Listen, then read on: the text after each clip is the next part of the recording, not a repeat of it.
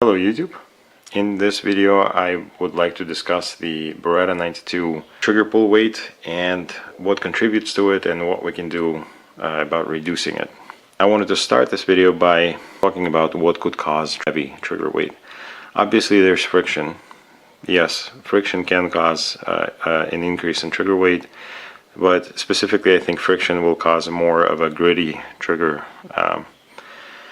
And spring weights will cause obviously corresponding trigger weight increase.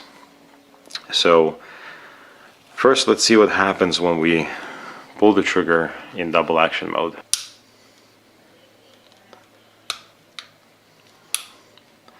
Basically in double action we're working against the trigger return spring that sits in here. We're working against the sear spring that sits inside this slot, the hammer spring that sits in this channel over the hammer strut, and lastly the firing pin block spring that sits inside the slide here. So as you fire the gun, the firing pin block moves up and allows the firing pin to actually move forward. And that's what this lever raises as we pull the trigger. In single action mode, you can see again here this little take up, and before we engage any other springs, that's just the trigger return spring. Then we'll get to the firing pin block lever. You see how before I even touch the sear, I'm already actuating the lever. Then I'm going to pull the sear forward, you can see that, and then the hammer will fly forward. Does this mean that the hammer spring doesn't have anything to do with single action pull? No. The stronger the hammer spring is, the more pressure it'll put on the hammer that will sit firmer onto the sear, basically, and it'll be that much harder to get the sear to disengage the hammer. So even in single action, the hammer spring still matters. One of the popular modifications to reduce trigger pull weight is to replace the hammer spring, the factory standard that's 20 pound rated, with a D spring that is 16 pound rated. And obviously that will reduce trigger pull weight. If you are still not happy and if you want to reduce your trigger weight even more, then you're going to want to put some lighter hammer springs in there, because in double action that is the highest contributing factor for pull weight. So then when you start running lighter springs, you start running into light primer strikes. Wilson Combat actually redesigned a trigger bar, which they include in their Ultimate Action Tune Kit.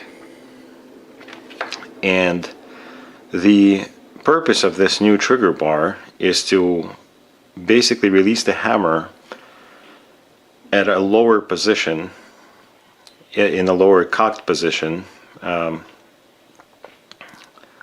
so that in double action it gains more speed as it travels towards the firing pin, as it actually breaks, to strike it harder, basically. So let's see here. Here's the position of the hammer in single action. Okay, you see how low it gets. Now let's look at the position of the hammer in double action. I'm just going to keep my finger over the hammer.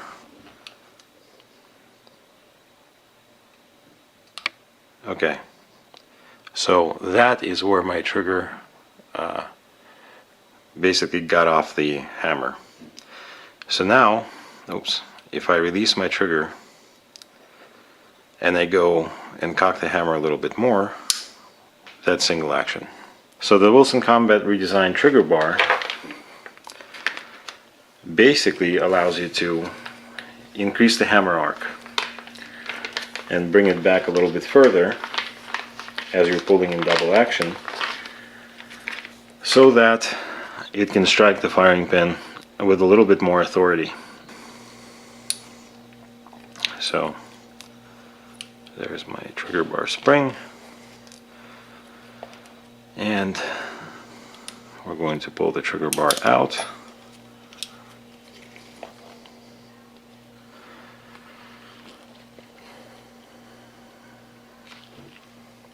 Everything looks pretty much the same,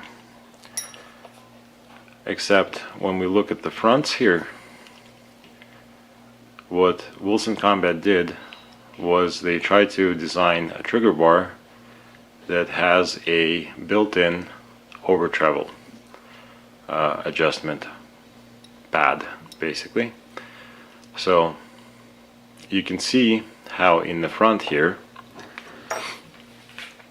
in this area right here, there's a tab that's kind of protruding a little bit more past the pin than the original. See that? So that's our over travel adjustment tab. In double action, the lower feet of the hammer get caught by the surface here of the trigger bar, and as we pull, the feet go up and finally disengage. The height of this surface dictates at what point and how low the hammer will be when the feet disengage. So if we look at this bar, this new Wilson Combat bar, you'll immediately notice that this pad, this surface, has been extended up. And you'll see a step going all the way to the back ramp. You see that? So what they did was they made this higher. That means that the hammer will be released, pulled back more, and hopefully that means that this pistol will not experience light primer strikes. Even though when I showed you my part 1 video, I did it with my original trigger bar and 12-pound hammer spring. Not the 16-pound D spring, but 12-pound hammer spring, which is the lowest I could find. And I had no light primer strikes with commercially available ammunition. I tried CCI Blazer, I tried American Eagle, and I think some Freedom munitions that I had laying around. So anyway, the other thing that I would do is use a reduced weight hammer like this. What is it? Elite Hammer Elite 2. So as you can see, this hammer has more material removed than the original hammer, which means that it'll be lighter and easier for the lightweight spring to push. These are the two parts I would replace in order to really take care of the reliability, possible reliability issues. But having said that, it doesn't necessarily mean that we have to replace the trigger bar, because again, the trigger bar I use is the original trigger bar, and so far I haven't had a single light primer strike using a 12-pound hammer spring. So you would only need to replace this bar or your original bar with this bar if you start experiencing issues. So the way you start fitting is, because you have that forward engagement or forward over travel stop, and then the higher pad in the back, is you'd want to put the pistol in single action and see if you can release the hammer. See what happens? my hammer just doesn't clear that pad. At this point, what we need to do is tone down the over travel pad until we can get the hammer released in single action mode.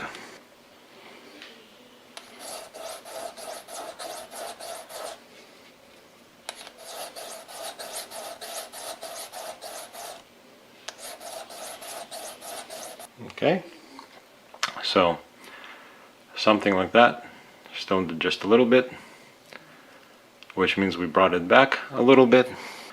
So we're going to replace our trigger bar into the trigger.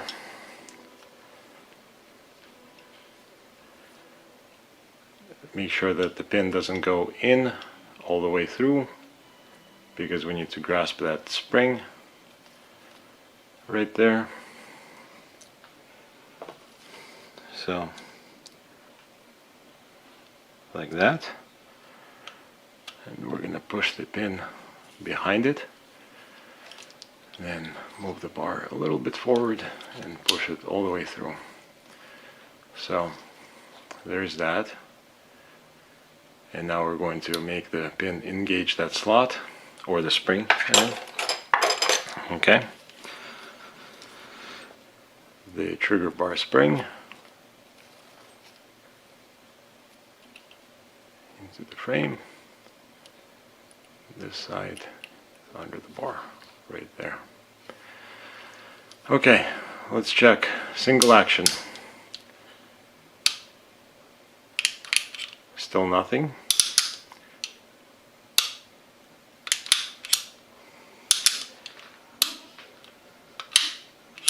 Still nothing.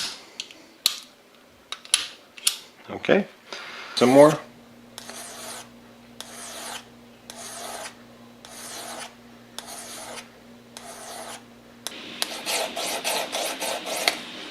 Okay, so now this pad is even shorter than before.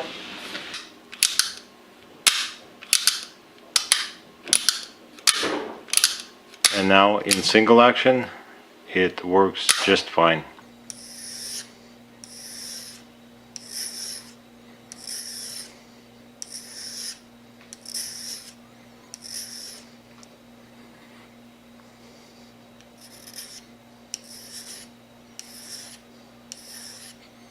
Again, this is a 600 grit stone.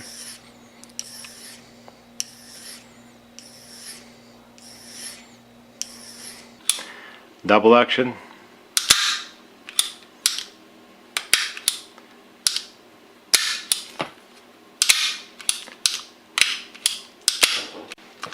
And the thing we need to see is how far the hammer comes back. That right there is how far the hammer came back. So now I'm going to release my trigger and single action. See how close that was?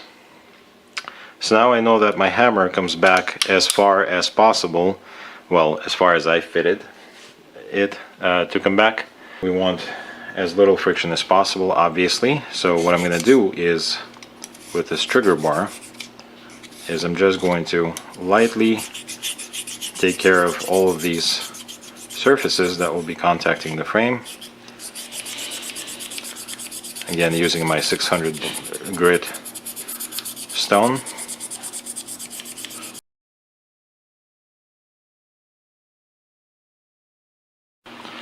Now I'll need to remove the mainspring, or the hammer spring. So I'm going to position my punch over the mainspring pin. Now that I feel my punch is held, I'm going to depress on the hammer spring cup or plunger or lanyard loop attachment, and we're going to take out the original spring. It doesn't have tension or a lot of tension on it. We're going to take out the hammer pin and the hammer out of its packaging.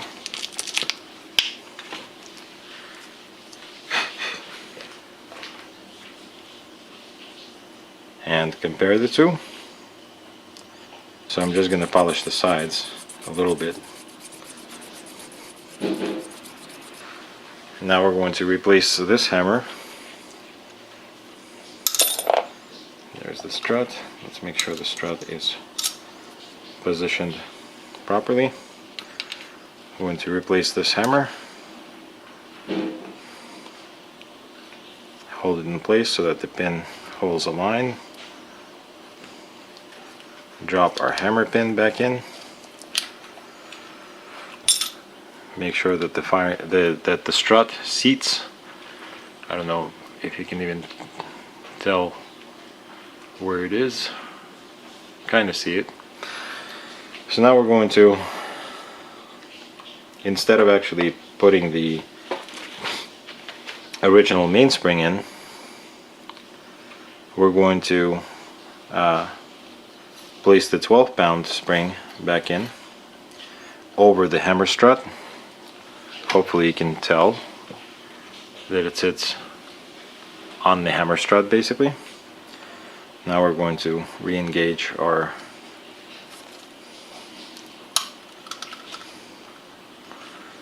lanyard loop.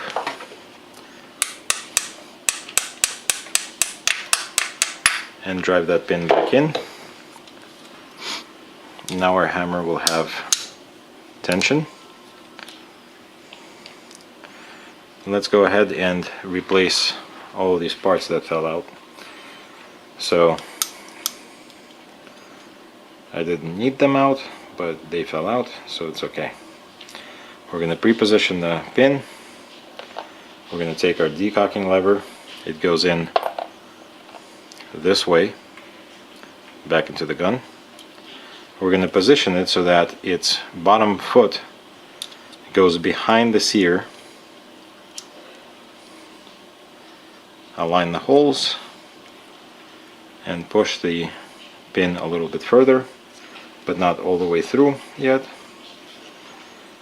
Then we're going to take our firing pin block lever, position it in its place, and push the pin all the way in. So now we can actually decock the hammer using the decock lever by pushing it or pressing it in. So now we already have a lighter spring in there, a lighter hammer spring.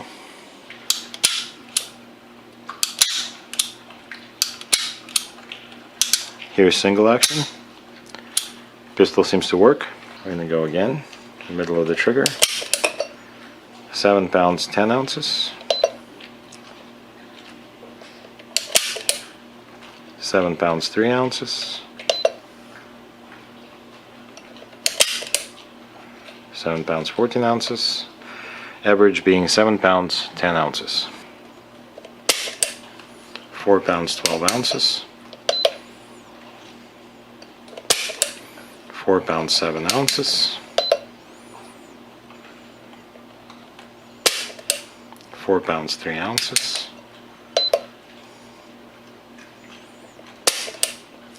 4 pounds 8 ounces. Average being 4 pounds 9 ounces, which is essentially 4.5 pounds. Okay, so now we're going to replace our trigger return spring with this Wolf trigger conversion unit that is reduced power. For this, we're going to need to actually take off the slide release as well, and the trigger bar, which we've already done many times during this video. So I see something that I can move that spring out of the socket with, right there. So here comes our trigger bar. And we're going to need to remove the slide release or slide lock lever and its spring. And now we can push the trigger pin out enough to just get the trigger return spring out. Here's our trigger return spring. And as far as I understand, This contraption will actually go on the trigger bar pin. Yeah. So at this point we can reassemble our slide release. Just remember real quick, it goes on this way, the spring. Now we're going to hold it, cap the trigger pin with the end of the spring, put the slide lock or slide release lever back into the frame, rotate, and in it is. Okay, so that's that. Now we're going to want to pre-position, I believe, I've never done this before, but pre-position our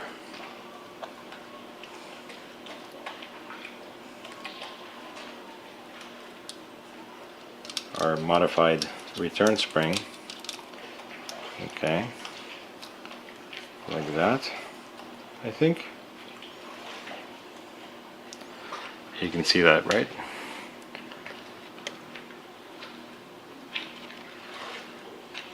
So that's how I placed it in there. Let's go all the way through. The trigger bar is completely in. And now we just need to position this end of the modified spring into the frame like that.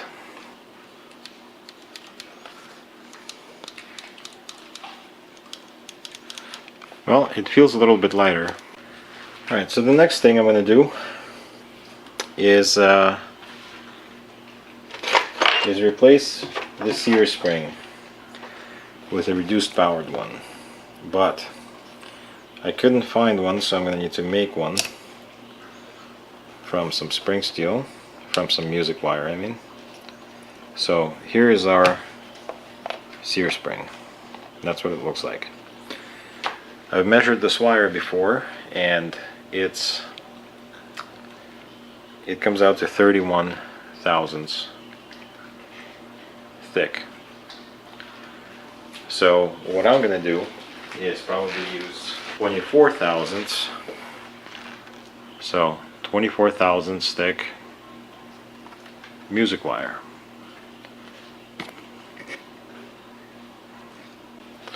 Alright, so as a guide for the coil, I'm going to find the drill bit that fits the best inside this coil. Then I'm going to chuck it up into my drill. I'm going to position one end of the wire into a place that will hold it here in the chuck, and then I'm going to start turning the chuck while keeping the wire kind of at a constant pressure. So now when we take it off the chuck, we can see this type of, oh, I should have probably moved it a little bit more, I'm thinking. So turned it a little bit more, kind of like that. Alright, so there's the beginning of our spring. This side of it, this end of it, we bend it out almost like it is there. It's a little bit more well, it's a lot thinner, obviously. So let's go ahead and check it out in the gun. Single action first. 3 pounds and 8 ounces. 3 pounds and 7 ounces. 3 pounds and 10 ounces.